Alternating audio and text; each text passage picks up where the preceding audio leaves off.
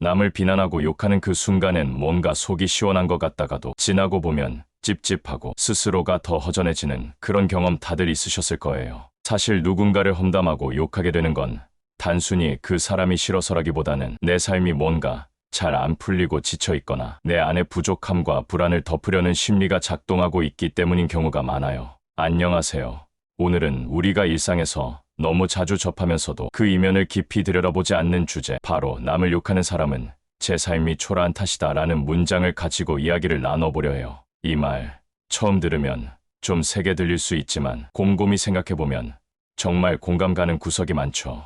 우리는 흔히 자신보다 더 잘난 사람, 뭔가를 이뤄낸 사람, 행복해 보이는 사람을 보면 괜히 마음이 불편해지기도 하죠. 그럴 때 사람들은 자신도 모르게 그 사람을 끌어내리려는 말을 하게 되는데 그게 바로 욕이고 험담이에요. 오늘은 이 주제를 중심으로 왜 사람들은 남을 욕하게 되는지, 그 욕의 뿌리는 어디서부터 시작되는지, 그리고 어떻게 하면 욕 대신 더 건강한 말과 행동으로 내 삶을 바꿔나갈 수 있을지를 10가지 이야기로 나눠서 깊이 있게 풀어보려 해요. 각 이야기마다 여러분이 실제로 공감할 수 있는 사례도 함께 나누고 욕하고 싶은 마음이 들 때 어떻게 행동하면 좋을지에 대한 방법도 함께 제시할 거예요. 단순히 교훈을 주려는 게 아니라 여러분의 삶 속 어딘가에 작은 변화의 씨앗을 심는 시간이 되길 바라는 마음으로 준비했어요. 그럼 지금부터 첫 번째 이야기부터 함께 시작해 볼게요. 그리고 오늘 나누게 될 이야기들은 여러분이 일상에서 자주 겪을 수 있는 감정과 경험들을 바탕으로 하나하나 아주 깊고 솔직하게 펼쳐질 거예요. 첫째,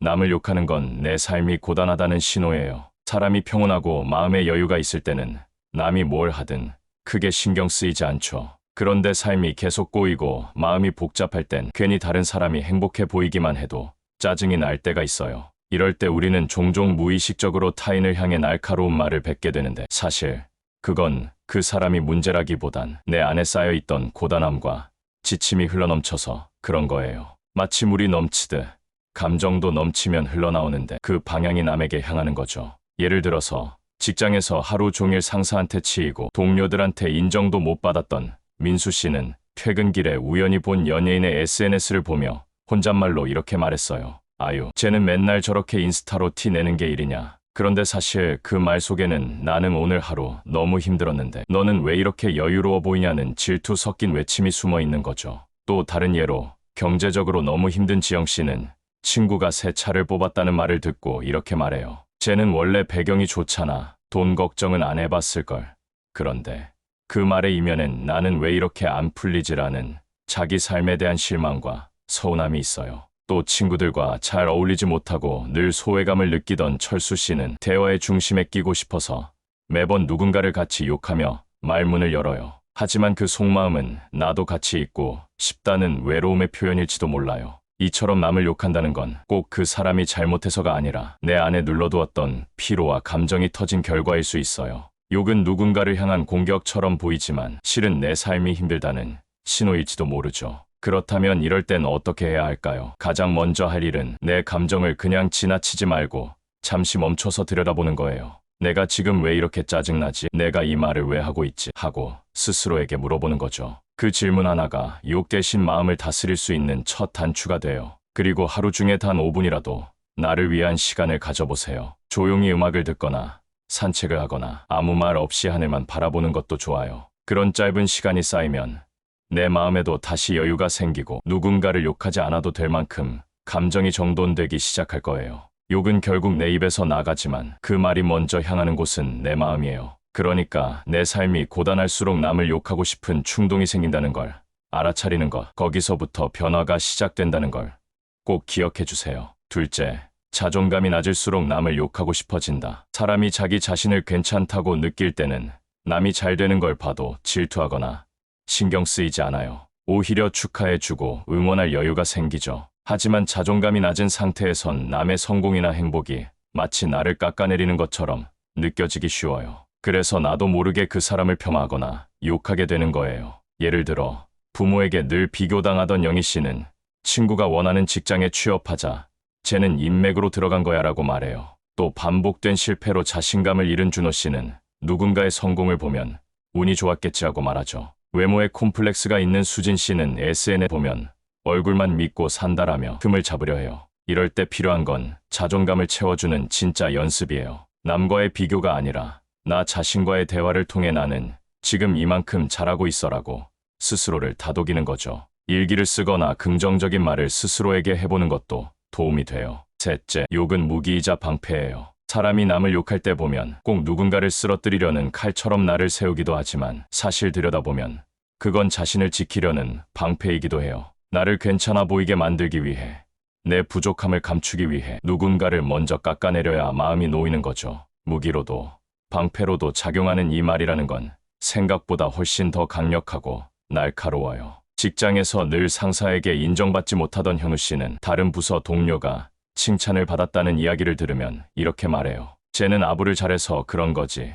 실력은 별로잖아. 그런데 이 말의 이면에는 나는 왜 아무도 날 알아주지 않을까라는 외로움과 억울함이 숨어 있죠. 또 멋진 일상을 올린 친구를 본 나영 씨는 괜히 투덜거리며 말해요. 쟤는 왜 맨날 티를 내지? 진짜 속은 안 그렇다니까. 하지만 마음속 깊은 곳에서는 나도 저만큼 주목받고 싶다는 열망이 들끓고 있었던 거죠. 그리고 회식 자리에서 분위기를 잡기 위해 항상 누군가를 험담하며 대화 주제를 만드는 성훈 씨처럼 사실은 중심에 서고 싶은 마음이 욕이라는 방식으로 표현되는 경우도 있어요. 이럴 때는 먼저 내가 왜 그 사람을 무너뜨리고 싶은지 진짜 이유를 물어봐야 해요. 나는 왜 저 사람 얘기만 나오면 속이 쓰리지라고요. 그리고 그 감정이 부러움에서 왔다는 걸 인정하는 순간 내 감정의 진짜 뿌리를 이해하게 돼요. 욕은 내 삶을 더 괜찮게 보이게 하는 착시를 줄 수 있지만 결국 그 칼날은 나를 향하게 되어 있어요. 대신 내가 진짜 바라는 게 무엇인지 그걸 솔직하게 받아들이고 표현하는 법을 배우는 게 중요해요. 예를 들어 부러운 감정이 올라올 땐 그걸 부끄러워하지 말고 나도 저렇게 되고 싶다라고 솔직하게 마음속으로라도 인정해보세요. 그 순간부터 우리는 비교나 비난이 아니라 동기부여를 얻는 사람이 될 수 있어요. 넷째, 내 인생이 지루할수록 남 이야기로 입이 심심해져요. 내 일상이 재미없을수록 남 이야기가 더 자극적으로 느껴지죠. 바쁘고 재미있게 사는 사람들은 누가 뭘 하든 크게 관심이 없어요. 왜냐면 자기 인생 살기도 바쁘거든요. 그런데 시간이 남아돌고 특별한 즐거움이 없으면 남의 일에 관심이 쏠리기 시작하죠. 그러다 보면 자기도 모르게 남의 사소한 일까지 분석하고 평가하게 되고 결국엔 욕으로까지 번지게 돼요. 예를 들면 하루 종일 집에만 있는 지수 씨는 어느 순간부터 연예인 뉴스나 지인들 소식에 유난히 민감해졌고 그런 걸 보면서 쟤는 왜 저런 옷을 입고 다녀? 촌스럽게 하며 핀잔을 줘요. 하지만 실제로는 자기 삶이 너무 단조롭고 따분해서 무의식 중에 그런 말로 흥미를 채우려는 거죠. 또 자기만의 취미나 할 일이 없는 태영 씨는 친구들의 SNS를 기웃거리며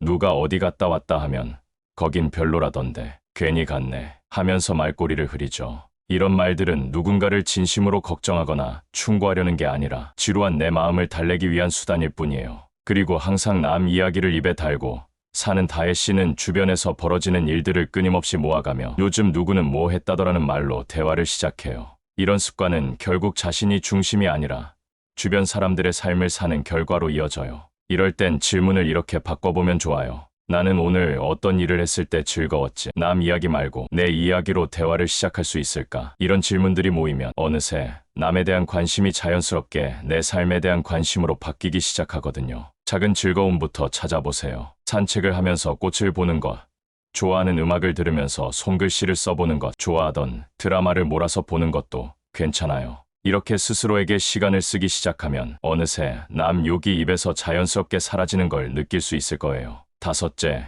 비난은 자기 합리화의 도구로 자주 쓰여요. 우리는 종종 스스로에게 도전하지 않기 위해 남을 비난함으로써 자신을 합리화하곤 해요. 예를 들어 새로운 일에 도전하는 대신 성공한 사람을 향해 쟤는 운이 좋았던 거지라고 말하면서 스스로를 위로하죠. 사실은 도전이 두렵고 실패가 겁나지만 그런 내 마음을 인정하기가 싫어서 누군가를 깎아내리는 말로 자신을 지키려는 거예요. 하지만 그렇게 쌓인 비난은 결국 내 안의 회피와 자책만 더 키울 뿐이에요. 이럴 땐 그 말이 나온 이유를 들여다보는 용기가 필요해요. 나는 왜 지금 이 말을 하고 있지? 하고 스스로에게 물어보는 거죠. 그러면 조금씩 나 자신과 화해하는 길이 보이기 시작해요. 여섯째, 감정을 제대로 해소하지 못하는 사람일수록 욕으로 터뜨려요. 사람의 마음속에 쌓인 감정은 물처럼 흘러야 하는데 그걸 너무 오래 가두면 결국 넘쳐버리게 되죠. 그러면 전혀 엉뚱한 순간 엉뚱한 사람에게 감정이 터지곤 해요. 욕이라는 건 그 억눌렸던 감정이 터질 때 나오는 가장 빠르고 강한 방식 중 하나예요. 그래서 감정을 제대로 다루지 못하면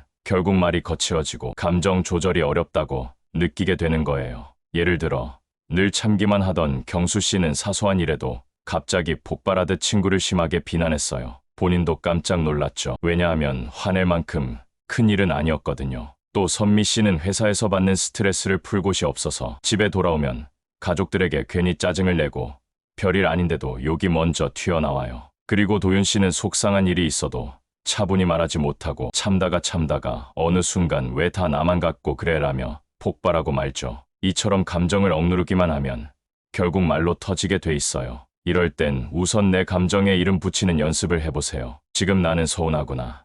나 지금 억울하네처럼요. 감정을 표현할 수 있는 말이 생기면 욕을 사용하지 않아도 내 마음을 전달할 수 있어요. 그리고 일기쓰기나 짧은 산책, 혼자 있는 조용한 시간처럼 감정을 해소할 수 있는 나만의 방법을 만들어두면 욕을 통해 감정을 던지지 않아도 되는 여유가 생겨요. 감정은 무조건 참는 게 능사가 아니라 건강하게 흘려보내는 연습이 중요하다는 걸 꼭 기억하세요. 7째, 무리 속에서 욕은 더 쉽게 번져요. 평소엔 욕 안 하던 사람도 친구들이 욕을 시작하면 괜히 끼어들게 되죠. 분위기 흐리는 게 싫고 소외되기 싫어서 어울리는 척하다 보면 자신도 모르게 말을 얹게 돼요. 욕은 전염성이 강한 감정 언어예요. 누군가 시작하면 그 자리에 있는 사람 모두가 조심하지 않으면 쉽게 빠져들게 되죠. 특히 무리 안에서는 내 생각보다는 분위기에 휩쓸리는 일이 많아져요. 예를 들어 평소 조용하고 욕을 안 하던 예진 씨는 오랜만에 고등학교 동창들과 만난 자리에서 누군가가 급식실에서 일하는 동창을 험담하자 괜히 자신도 그래, 걔는 원래 좀 그랬지라며 말꼬리를 얹게 됐어요. 모임에서 중심에 있고 싶었던 하늘 씨는 친구들이 한 사람을 몰아붙이는 분위기에 동조하지 않으면 외톨이가 될까봐 안 맞는 말임을 알면서도 웃으며 함께 욕을 섞어 말했죠. 또 직장에서 상사 험담이 오가는 단톡방에서 재민 씨는 아무 생각 없이 그 이모티콘 하나를 눌렀는데 나중엔 그 이모티콘 하나가 동조로 받아들여져 곤란을 겪었어요. 이럴 때 중요한 건 분위기에 휩쓸리지 않는 자기 기준을 가지는 거예요. 꼭 정색하며 가르치듯 말하지 않아도 돼요. 그보단 화제를 돌리거나 나는 좀 다르게 보이더라 정도의 말로도 분위기를 바꿀 수 있어요. 만약 그게 어렵다면 잠깐 자리를 비우거나 묵묵히 말 없이 대응하는 것도 방법이에요. 무리 속에서도 자기 중심을 지키는 건 훈련이 필요하지만 한번 해내기 시작하면 주변 사람들도 그걸 느껴요. 결국 말의 중심을 잡는 사람이 관계의 중심이 되죠. 8째, 욕을 달고 사는 사람 곁엔 사람이 떠나요. 처음엔 웃기고 솔직해 보여도 계속 욕만 하는 사람 옆에 있으면 점점 불편해지기 시작해요. 대화가 늘 부정적이고 누군가를 비하하거나 비난하는 이야기로 흘러가면 듣는 사람도 피곤하거든요. 결국엔 언젠가 나도 저 사람의 욕 대상이 될 수 있겠다는 생각이 들어 거리두기를 하게 되죠. 예를 들어 미영 씨는 언제나 누구에 대한 불만을 이야기하며 친구들과의 모임에서도 본인 이야기보다는 남 욕을 더 많이 했어요. 처음엔 다들 웃고 넘겼지만 어느 순간부터 미영 씨를 부르면 분위기가 무거워진다는 이유로 친구들이 하나둘 연락을 끊기 시작했죠. 또 기훈 씨는 가족 모임에서조차 친척들 험담을 하며 분위기를 어지럽혔고 아이들은 점점 그 자리를 피하려고 했어요. 엄마는 맨날 누구 욕만 해라는 말을 아이 입에서 듣고서야 자신이 어떤 영향을 주고 있었는지 알게 됐죠. 그리고 서연 씨는 직장에서 매사에 비판적이고 냉소적인 말만 하다 보니 후배들이 조언을 구하거나 편하게 다가가지 못했어요. 욕이 습관처럼 붙어 있으면 결국 내 말이 나를 고립시켜요. 나도 모르게 사람들과의 연결고리를 끊어버리는 거죠. 관계는 말에서 시작돼요. 말이 따뜻하고 배려가 묻어날수록 사람은 더 가까이 다가오고 싶어져요. 욕 대신 칭찬 한마디, 공감 한마디를 먼저 건네보세요. 그럴 수도 있겠네. 나는 내 말 이해되라는 말이 관계를 부드럽게 만들고 결국 나에게도 따뜻한 말들이 돌아오게 돼요. 9째, 욕은 결국 내 입에 독이 되는 말이에요. 욕을 할 땐 뭔가 속이 시원해지는 것 같지만 사실 그 말은 가장 먼저 내 마음을 해쳐요. 욕을 자주 하면 생각도 점점 부정적으로 굳어지고 말투와 태도도 거칠어져요. 결국 내 인생 전반이 거칠고 각진 느낌으로 바뀌게 되죠. 타인을 향한 말이지만 그 말의 진짜 독은 나 자신에게 먼저 작용해요. 호준 씨는 스트레스를 받을 때마다 혼잣말로 욕을 하곤 했는데 그게 습관이 되어버렸어요. 처음엔 속풀이용이었지만 점점 주변 사람들 앞에서도 무심코 욕이 튀어나오면서 인간관계에 문제가 생기기 시작했죠. 또 민정 씨는 회사에서 짜증날 때마다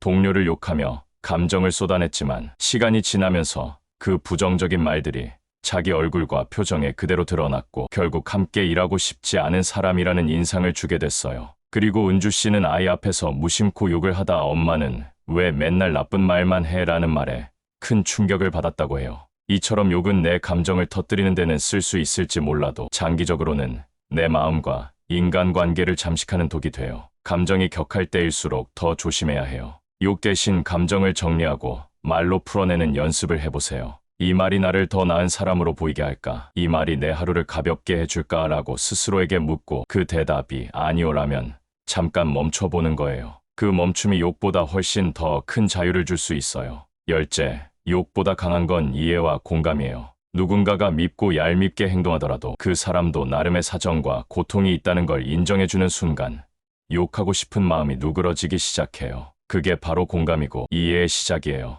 세상에 이유 없이 나쁜 행동을 하는 사람은 거의 없거든요. 모두가 각자의 상황과 상처 속에서 살아가고 있다는 걸 인정하면 내 마음도 한결 가벼워져요. 지훈 씨는 한때 자신을 괴롭혔던 친구를 오랫동안 미워했지만 나중에 그 친구가 가정 폭력 속에서 자라온 사실을 알고 나서는 오히려 마음이 편해졌다고 해요. 그땐 나도 상처가 많았고 그 애도 그랬던 거구나 하며 용서는 아니지만 이해를 하게 된 거죠. 또 가영 씨는 늘 괴팍하게 굴던 상사를 욕했는데 알고 보니 상사는 가족 간 병간호와 경제적 어려움을 동시에 겪고 있었어요. 그걸 알고 나니 상사의 예민함이 조금은 이해되었고 가영 씨는 더 이상 욕을 하지 않게 됐어요. 그리고 세진 씨는 악플을 단 사람을 향해 분노하고 있었지만 그 사람이 쓴 다른 글을 우연히 보게 된 순간 그 안에 외로움과 절망이 담겨 있다는 걸 느끼고는 마음을 내려놓게 됐죠. 공감은 그 사람의 잘못을 덮어주는 게 아니라 내가 그 감정에 끌려가지 않도록 나를 지키는 방법이에요. 이 사람이 왜 이런 행동을 했을까라는 질문 하나만으로도 욕이 아닌 생각으로 반응할 수 있는 여유가 생겨요. 그리고 신기하게도 공감과 이해를 하게 되면 내 말도 더 부드러워지고 내 삶이 덜 고단해져요. 타인을 비난하지 않아도 되는 삶, 그게 결국 나를 위한 길이라는 걸 꼭 기억하세요. 자, 오늘은 우리가 왜 남을 욕하게 되는지 그리고 그 말이 결국 어디로 향하는지를 함께 천천히 돌아봤어요. 남을 향해 뱉은 말 같지만 사실은 내 안의 아픔과 지침, 외로움과 낮은 자존감이 말로 흘러나온 것일 수 있다는 이야기 여러분도 공감하셨을 거라 믿어요. 그리고 그 감정을 들여다보고 이해하는 법, 욕이 아닌 다른 방식으로 내 마음을 표현하는 법도 하나씩 이야기했죠. 우리가 욕을 멈출 수 있는 이유는 단순히 착해지기 위해서가 아니에요. 내 말이, 내 감정이 내 인생을 더 건강하게 만들기 위해서예요. 말이라는 건 참 신기해서요. 내가 자꾸 어떤 말을 하다 보면 결국 내 마음도 그 말에 닮아가거든요. 이제부터는 혹시 누군가를 욕하고 싶은 순간이 오더라도 한 번쯤 멈춰서 나 자신에게 물어보는 연습을 해보면 좋겠어요. 나는 지금 왜 이런 말을 하고 싶지? 혹시 내 안에 다른 감정이 숨어 있는 건 아닐까? 하고요. 그렇게 나를 이해해주기 시작하면 더는 남을 깎아내리는 말이 필요 없어져요. 그리고 욕보다 강한 힘은 이해고 공감이고 따뜻함이라는 걸 잊지 마세요. 결국 좋은 말은 나를 살리고 나를 따뜻하게 만들어줘요. 오늘 이 시간이 여러분 마음속에 그런 말들이 하나씩 자라나는 씨앗이 되길 진심으로 바라며 마무리할게요. 도움이 되셨다면 구독과 좋아요 그리고 알림 설정도 잊지 말고 꼭 부탁드릴게요. 여러분의 관심은 다음 이야기로 이어지는 가장 큰 힘이 된답니다.